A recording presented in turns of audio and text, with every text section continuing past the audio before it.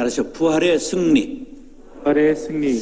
엘리어트는 그의 시 황무지에서 4월은 가장 잔인한 달이라고 노래했습니다. 왜 4월이 잔인할까요? 죽은 땅에서 라일락을 키워내고 잠든 뿌리를 봄비로 깨우기 때문이라고 역설적으로 말한 것입니다. 4월은 희망의 달이요 생명의 달입니다. 생명의 환희 속에 우리는 부활의 아침을 맞이했습니다. 예수님이 돌아가셨을 때 모든 제자들은 희망을 잃어버렸습니다. 그런데 예수님이 부활하심으로 희망을 되찾았습니다. 제자들뿐만 아니라 온 인류는 희망을 갖게 된 것입니다. 기독교는 부활의 종교입니다. 기독교는 예수님의 빈 무덤을 강조합니다.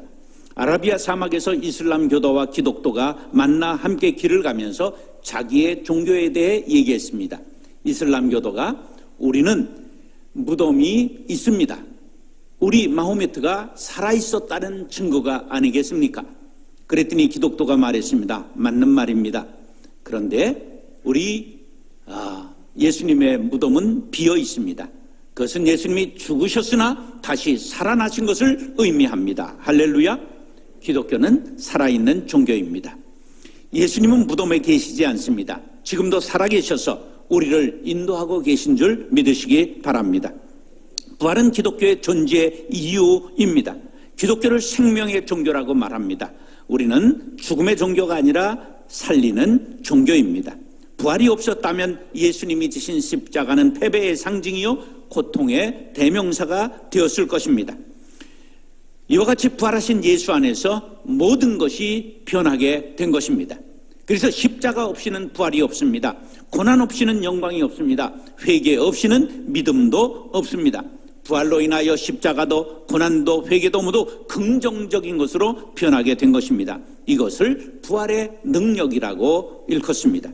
고린도전서 15장 20절에 다시 살아나사 잠자는 자들의 첫 열매가 되셨다고 말씀하고 있습니다.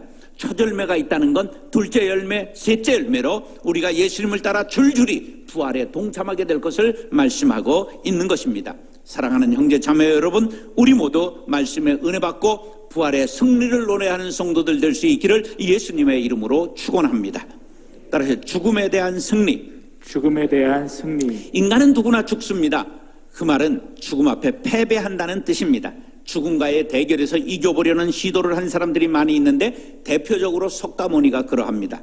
35살 됐을 때 인간은 생로병사의 고통의 바다를 지나는 존재이다. 태어나는 것도 고통이요, 살아가는 것도 고통이요, 병드니 고통이요, 죽으니 고통이라고. 그래서 이 망령된 집착에서 벗어나 우주와 인생의 진리를 통달하게 되면 죽고 사는 것이 매 일반이라고 생각했습니다. 그래서 이 석가모니처럼 깨달음을 갖고 죽음의 두려움에서 벗어나 해탈하자고 하는 것이 불교입니다. 또 진시 황제가 있습니다. 그는 중국의 천하를 처음으로 통일시켰습니다. 그런데 인간은 영원히 살 수 없는 존재이라 오래 살고 싶은 욕구에 불로초를 찾기 위해 삼천동자를 세상에 풀었습니다. 그러나 그도 49을 넘기지 못하고 죽었습니다. 동방삭이라는 사람의 이야기를 혹시 아시나요? 서왕모라는 선녀의 복숭아를 훔쳐먹고 18만 년을 살았다고 전해오는 삼천갑자 동방삭입니다. 갑자라고 하는 건 60년을 갑자라고 말합니다. 인생의 한 바퀴를 동양철학에서 갑자, 그래서 이제 60년인데 거기에 3천을 곱하면 18만 년이 되는 것입니다. 그러나 그도 죽었습니다. 그러나 예수님은 무덤을 여시고 부활하셨습니다. 이것은 죽음에 대한 승리를 뜻합니다. 오늘 본문 54절에 보면 사망을 삼키고 이기리라 말씀하고 있습니다. 사망을 삼키고 이기리라. 이 말씀을 주목하시기 바랍니다. 인간은 한 명도 사망과 싸워 이긴 사람이 없습니다. 그런데 예수께서 사망 권세를 가진 사탄과의 대결에서 이기시고 그 결박을 푸신 것입니다.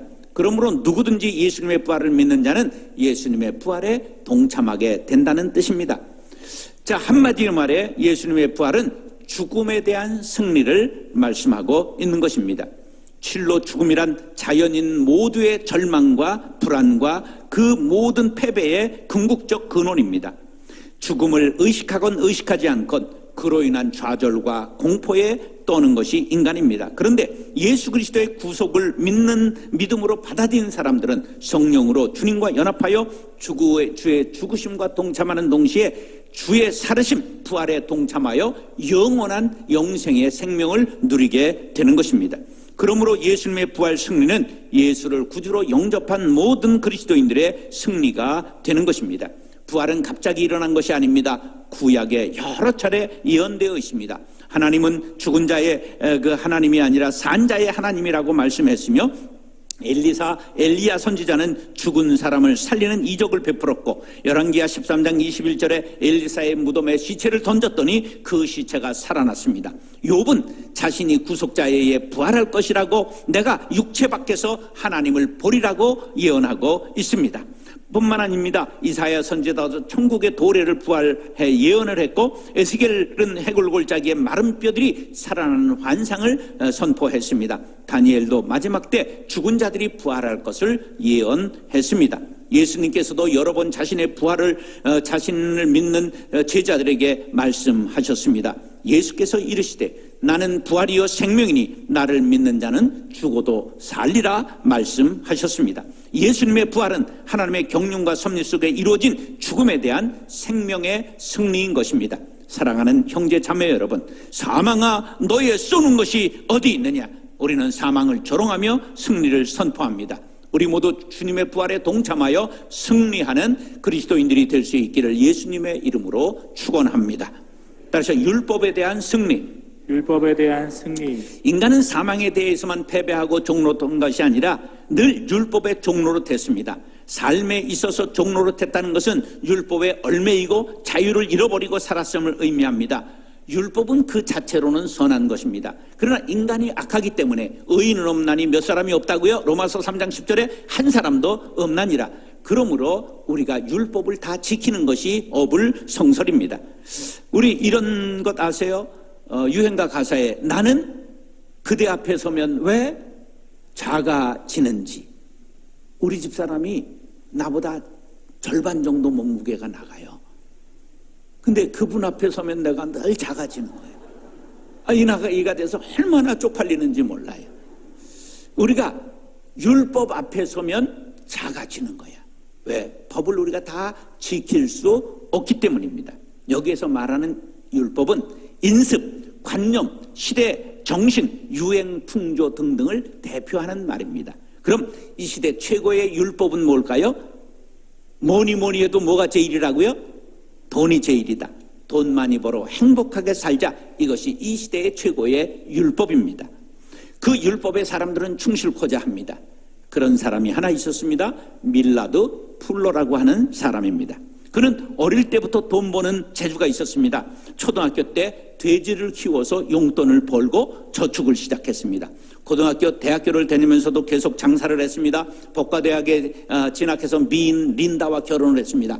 그런데 벤처기업을 벌여가지고 20대 후반에 벌써 부자 대열에 들어섰습니다.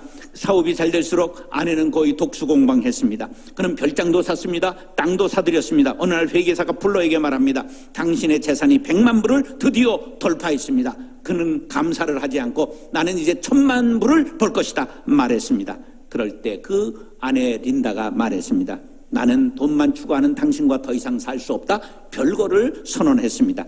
그는 땅이 꺼지는 것 같았습니다. 며칠 뜬 눈으로 밤을 새우며 기도했습니다. 그는 결정을 내렸습니다. 1965년 나는 모든 것을 다 가난한 사람들에게 나누어 주고 가난하게 살기로 결심했습니다. 그래서 그는 신명기 15장 8절 말씀을 마음에 새겼습니다. 가난한 형제에게 내 손을 그에게 펴서 그에게 필요한 대로 쓸 것을 넉넉히 구워주라. 그는 풀러는 아내와 함께 1973년 아프리카 자이레로 들어가서 가난한 흑인들에게 집을 지어주기 시작했습니다. 그것이 오늘날까지 세계 200만 채를 지은 바로 헤비타트 운동이 된 것입니다. 그래 우리 교회에서도 헤비타트 선교팀이 있죠. 그는 가정의 위기 앞에서 하나님의 무릎을 꿇었고 부활신앙으로 거듭나게 된 것입니다. 사망에 쏘는 것은 죄요, 죄의 권능은 율법이라. 사망은 그리스도께서 부활하기 전까지 세상의 절대적인 권세를 가지고 있었습니다. 그는 폭군이었습니다. 절대자의 지배권을 빼앗기게 된 것이 바로 예수님의 부활 때문인 것입니다. 부활의 소망을 가진 성도는 더 이상 사망을 두려워할 필요가 없습니다. 율법 앞에 서면 작아지는 사람, 죄인이 될 수밖에 없는 인간들이지만 복음이 우리를 해방한 것입니다. 부활이 우리를 해방한 것입니다. 이 복음의 놀라운 소식, 복음의 놀라운 능력이 율법의 막강한 영향력을 깨뜨렸습니다. 누구든지 복음을 듣기만 하고 믿기만 하면 율법의 영향력에서 멀어지고 복음의 영향권으로 들어와 참된 생명을 얻게 되는 것입니다. 율법으로는 죄를 깨달고 있습니다. 그러나 율법의 정죄 아래 신음하며 인습과 관념과 유행풍조와 시대정신에 예속되어 영적으로 메인받고 살아가는 사람들에게 부활의 승리는 복음의 나팔이 된 것입니다. 다 같이 디모데후서 1장 10절 밑줄 글씨 시작. 그는 사망을 피하시고 복음으로써 생명과 썩지 않을 것을 드러내셨다. 할렐루야. 예수님의 부활의 복음은 사망을 패한 동시에 율법을 패한 것입니다. 사랑하는 형제 자매 여러분, 우리 율법의 결박을 풀고 온전히 부활 승리를 노래하는 성도들이 될 수 있기를 예수님의 이름으로 축원합니다.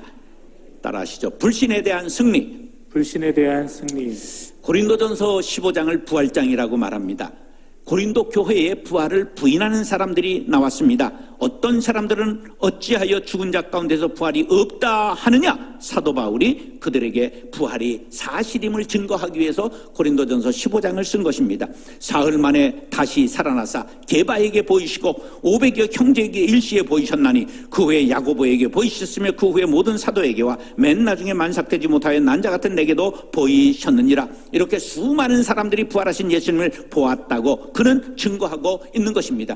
우리도 믿음으로 주님을 성령의 그 은혜로 부활하신 주님을 만나게 되기를 축복합니다. 예수님 당시에 4개 종파가 있었는데 그 4개 종파 중에 특별히 사두개파가 정치적이었는데 그 사람들이 예수님의 부활을 부인했습니다. 그들은 이 땅의 소망만 가졌습니다. 그래서 부활을 믿고 내세의 영원한 삶을 소망하는 사람들을 오히려 조롱했습니다. 그런데 그들이야말로 어리석고 미련한 사람들입니다. 이런 사람을 영적 소경이라고 베드로 사도는 맹인이라 멀리 보지 못하는 자들이라고 말씀하고 있습니다. 보이는 세계만 보는 사람을 근시한 자입니다. 우리는 하나님의 오묘막측한 세계를 바라볼 수 있는 믿음에 눈뜰 수 있게 되기를 간절히 바랍니다. 부활이 없다는 자들의 말에 흔들리지 말라고 사도 바울은 고린도전서 15장 58절에 견실하며 흔들리지 말라고 우리들에게 말씀하고 있습니다. 죽음에 대해 이김을 주시고 율법의 정죄로부터 이김을 주시는 하나님을 믿고 흔들리지 말고 부활의 신앙으로 우리 불신자들의 유혹을 물리치라는 말씀입니다. 부활을 의심할 때 그 믿음 생활이 불안하고 소망이 없으며 기쁨이 없는 불쌍한 신앙인이 되고 맙니다. 불신의 신앙은 환난과 핍박이 닥칠 때 곧 좌절하고 쓰러지게 마련입니다. 환난과 핍박이 와도 부활 신앙만 있으면 견딜 수 있습니다. 신앙의 승리도 이와 같습니다. 반드시 부활에 동참하고 영생복락을 누린다는 믿음은 우리의 신앙을 견고한 반석 위에 올려놓게 될 것입니다. 예수님의 부활은 예수가 하나님의 아들임을 거부하는 모든 사람들에게 명쾌한 승리입니다. 세상의 권세자들은 예수 그리스도를 십자가에 못 박았습니다. 완전히 죽이고 승리를 선언하고 돌을 굴려 막아버렸습니다. 그러나 돌문은 열리고 무덤은 비게 되었습니다. 할렐루야. 세상은 그가 하나님의 아들이심을 불신했으나 그는 부활로 하나님의 아들이심을 증거했습니다. 이것은 불신 세력에 대한 승리인 것입니다. 이것을 너희에게 이르는 것은 너희로 내 안에서 평안을 누리게 하려 함이라. 세상에서는 너희가 환난을 당하나 담대하라. 내가 세상을 이겼노라. 부활신앙으로 우리 모두가 사망과 싸워 승리하고 악한 세력과 싸워 이기하고 담대하게 생명을 위협하는 사탄 앞에서도 승리하는 모든 성도들 될 수 있기를 전개하신 예수님의 이름으로 축원합니다. 따라서 부활의 승리, 죽음에 대한 승리, 율법에 대한 승리, 불신에 대한 승리, 기도하겠습니다. 사랑과 은혜가 풍성하신 아버지 하나님, 부활의 아침, 부활의 승리를 노래합니다. 우리는 죽음에 대해 승리해서 영생을 쟁취했습니다. 하나님 영원한 나라에 이를 때까지 좌절하실 실망하지 않고 굳세게 서서 승리의 노래를 부르는 멋진 부활의 신앙인들이 다 되게 하여 주옵소서. 존귀하신 예수님의 이름으로 축복하며 기도드리옵나이다. 아멘. 이 시대를 여러 가지 말로 표현하고 있지만 한마디로 표현한다면 스마트폰 시대입니다. 폰으로 해결하는 일들이 참 많아졌습니다. 신앙생활도 이에 포함됩니다. 크리스찬들이 복음 앱을 잘 활용하면 감사와 감동이 가득한 은혜의 도구가 되지만 세상적인 앱을 사용하는 시간이 많아질수록 믿음에서 멀어지게 됩니다. 특히 다음 세대들이 폭력적 게임이나 선정적 영상에 중독되면 영적, 지적, 정서적으로 피폐하게 됩니다. 청소년을 비롯하여 유아에서 노년까지 스마트폰을 은혜의 도구가 되도록 하는 것이 시대적 사명입니다. 크로스로드 복음앱 운동에서 이 사명을 감당하기 위해 복음앱 플랫폼 감바구니를 개발하여 소개합니다. 감바구니에는 자체 개발한 복음앱과 성경 찬송, 묵상 연구, CCM, 미디어, 어린이, 교회 자료, 자녀 보호 등의 카테고리로 묶은 50여 종의 추천 복음앱이 담겨 있습니다. 각자의 신앙생활에 필요한 복음앱을 선택하여 항상 활용한다면 스마트폰은 은혜의 도구가 되어 경건한 신앙인이 될 수 있도록 인도할 것입니다. 자체 개발 복음앱으로 하루 한 절씩 성경을 암송할 수 있는 라크마 365, 모든 성도들에게 말씀이 생명이 되게 하는 유익한 복음 앱입니다. 다음 세대를 위한 복음 앱으로는 성경 66권의 목록을 노래와 함께 암송할 수 있는 성경 목록 게임, 산상수훈의 성경 게임 8복, 성령의 9가지 열매를 게임으로 만든 카르포스, 말씀을 읽고 면류관을 획득하는 성경 면류관 게임, 말씀을 읽고 단어를 연결해가는 성경 십자말 게임, 성경 단어로 핸드폰의 자판을 게임으로 익히는 성경 엄지족 성경 퍼즐 게임, 성경 12장을 통째로 암송할 수 있도록 그림으로 표현하고 한글, 영어, 일본어, 중국어로 텍스트와 함께 음원을 듣고 그림을 맞춰가면서 성경을 암송하는 게임으로 유아에서 노년까지 두뇌 개발에 활용할 수 있는 앱입니다. 개발된 모든 앱에는 공유 기능이 있습니다. 주변의 성도들에게 많이 알려서 은혜의 도구로 사용할 수 있게 합시다. 복음앱 운동에서는 계속해서 유아에서 노년까지 신앙생활에 유익한 복음앱을 개발하여 보급할 것입니다. 성도 여러분들의 동참을 바랍니다.